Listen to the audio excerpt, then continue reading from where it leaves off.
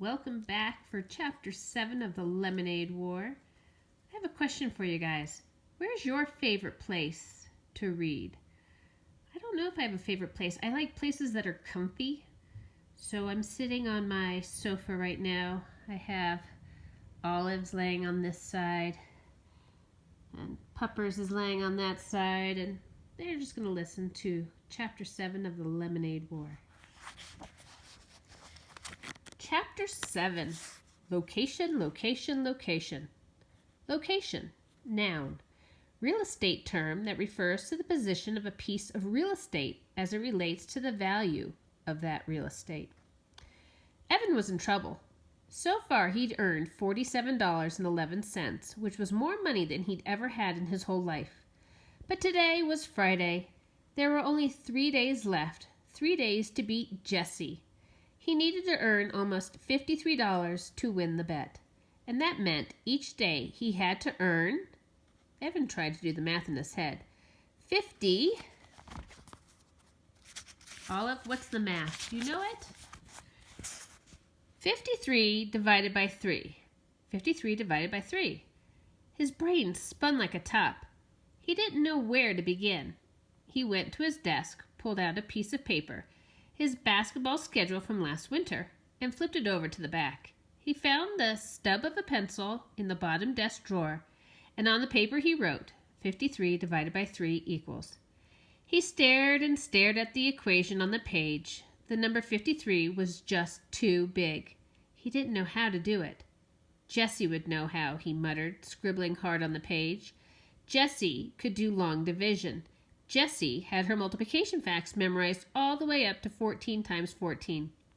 Jessie would look up at a problem like this and just do it in her head. Snap. Evan felt his mouth getting tight, his fingers gripping the pencil too hard as he scribbled a dark storm cloud on the page. His math papers from school were always covered in X's.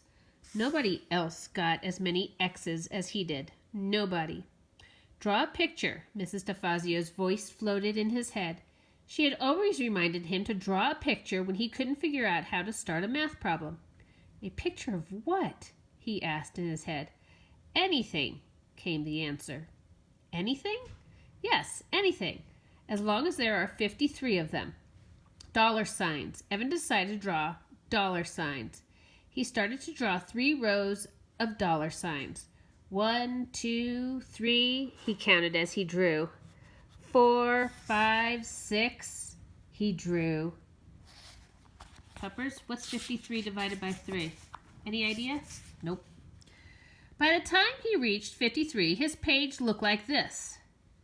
There were $17 signs in each row, and then those 2 extra dollar signs left over. Evan drew a ring around the 2 extras. $17 signs and 2 left over.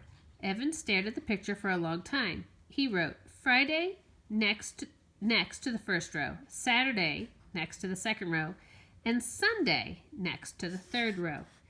Friday, Saturday, Sunday. Evan looked at the picture. It started to make sense. He needed to make $17 on Friday, $17 on Saturday, and $17 on Sunday. And somewhere over the 3 days, he needed to make 2 extra bucks in order to earn $53 by Sunday evening. Evan felt his heart jump in his chest.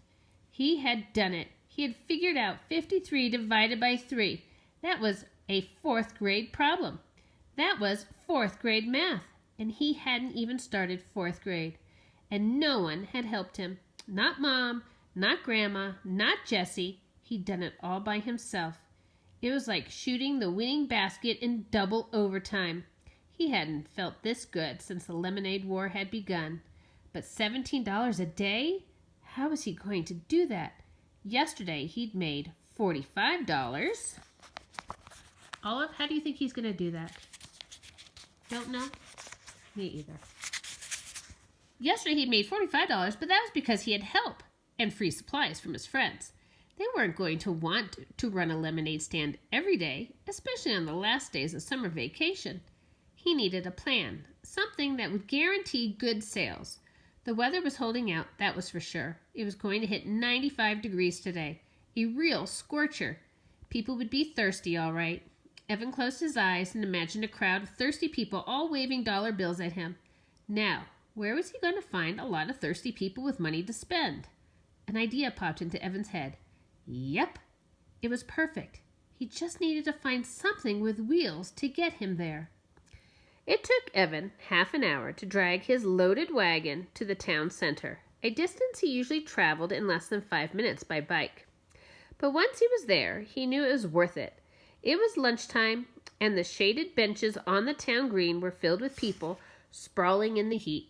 Workers from the nearby stores on their half-hour lunch breaks, moms out with their kids, old people who didn't want to be cooped up in their houses all day, high school kids on skateboards slooshed by, preschoolers climbed on the life-size sculpture of a circle of children playing Ring Around the Rosie, dogs laid under trees, their tongues hanging out, pant, pant, pant. Evan surveyed the scene and picked his spot right in the center of the green where all the paths met. Anyone walking across the green would have to pass his stand, and who could resist a lemonade on a day as hot as this? But first he wheeled his wagon off to the side, parking it halfway under a huge rhododendron. Then he crossed the street and walked into the Big Dipper. The frozen air felt good on his skin. It was like getting dunked in a vat of just melted ice cream. And the smells, a mix of vanilla, chocolate, coconut, caramel, and bubblegum. He looked at the tubs of ice cream all in a row. Careful. Olive, do you like ice cream? She says, I don't know if I've ever had ice cream. And carefully protected behind a pane of glass. The money in his pocket tingled. He had plenty left over after buying 5 cans of frozen lemonade mix with his earnings from yesterday. What would it hurt to buy just 1 cone, or a milkshake, or maybe both? Can I help you? Asked the woman behind the counter. Yeah, said Evan. He stuck his hand in his pocket and felt the money.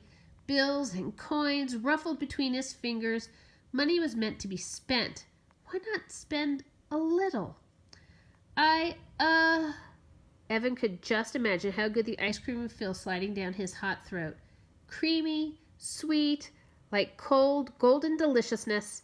He let his mind float as he gazed at the swirly buckets of ice cream. The sound of laughter brought him back to earth in a hurry. He looked around. It was just some girls he didn't know at the water fountain, but it had sounded like Megan Moriarty. Can you please tell me how much a glass of lemonade costs? $3, said the woman. Really? Said Evan. That much? How big's the cup? The woman pulled a plastic cup off a stack and held it up. It wasn't much bigger than the 8-ounce cups Evan had in his wagon. Wow, $3. That's a lot, said Evan. Well, thanks anyway. He started to walk to the door. Hey, said the woman, pointing to the ice cream case. I'm allowed to give you a taste for free. Really? Said Evan. Then, I taste the strawberry slam. The woman handed him a tiny plastic spoon with 3 licks worth of pink ice cream on it. Evan swallowed it all in one gulp. Back outside, he got to work. First, he filled his pitchers with water from the drinking fountain. Then he stirred the mix. Then he pulled out a big blue marker and wrote on a piece of paper, $2 per cup. Best price in town. He barely finished setting up when the customers started lining up, and they didn't stop. For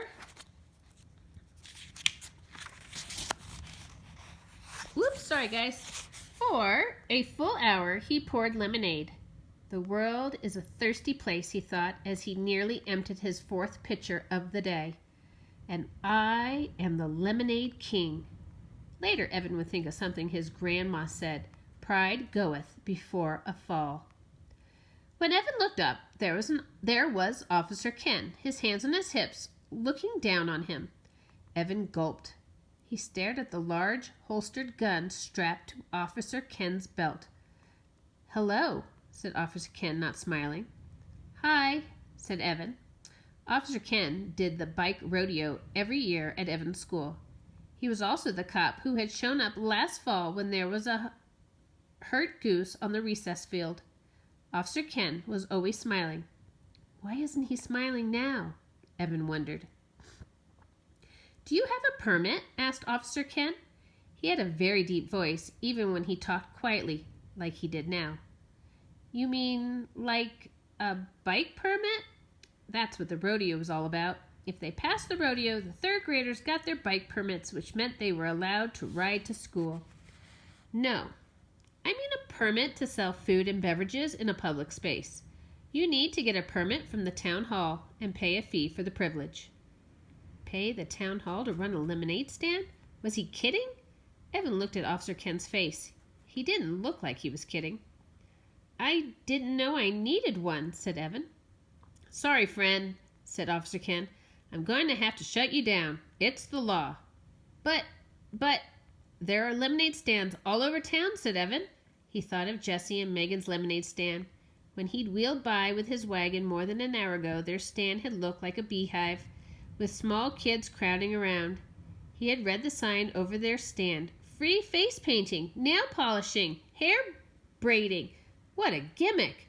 But it sure looked like it was working.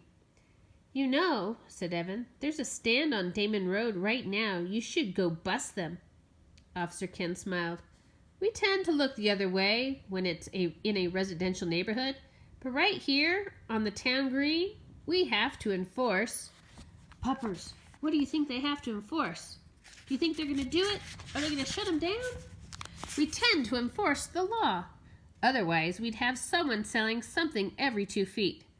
But there had to be some way to convince Officer Ken. How could Evan make him understand?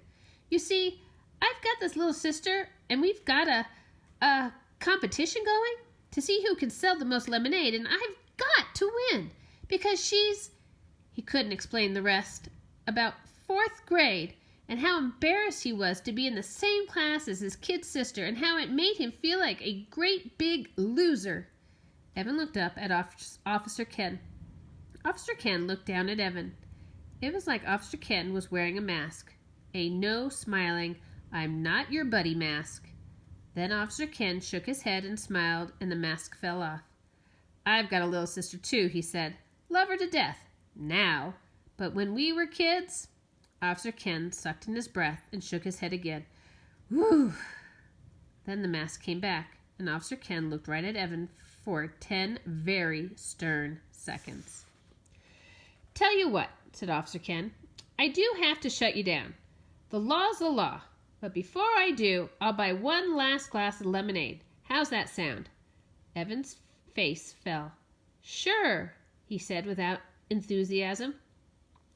He poured an extra tall cup and gave it to the policeman. Officer Ken reached into his pocket and handed Evan a $5 bill. Keep the change, he said. A contribution to the Big Brother Fund. Now clean up your things and don't leave any litter behind. He lifted his cup in a toast as he walked away. Evan watched him go. Wow, he thought. I just sold the most expensive cup of lemonade in town. Evan stared at the $5 bill in his hand. It was funny. 2 days ago, he would have felt as rich as a king to have that money in his hands. It was enough to buy 2 slices of pizza and a soda with his friends. It was enough to rent a video and have a late night at someone's house. It was enough to buy a whole bag full of his favorite candy mix at CVS. What do you think's gonna happen? I don't know. 2 days ago, he would have been jumping for joy. Now he looked at the $5 and thought, it's nothing. Compared to the $100 he needed to win the war, $5 was nothing. He felt somehow that he'd been robbed of something, maybe the happiness he should have been feeling. He loaded everything from his stand into the wagon, making sure he didn't leave a scrap of litter behind. He still had a glassful of lemonade left in one pitcher, not to mention another whole pitcher already mixed up and unsold. So he poured himself a full cup. Then, before beginning the long, hot haul back to his house, he found an empty spot on the shaded bench and pulled his earnings out of his pockets. He counted once. He counted twice. Very slowly, he had made $65. The cups and lemonade mix had cost $9. When he added in his earnings from Wednesday and Thursday, he had $103.11. Now, that's enough, he thought. Chapter 8, Going Global. Ooh, are they going to take it to the rest of the world? Wait and find out. Have a great day, and I will see you later. Bye.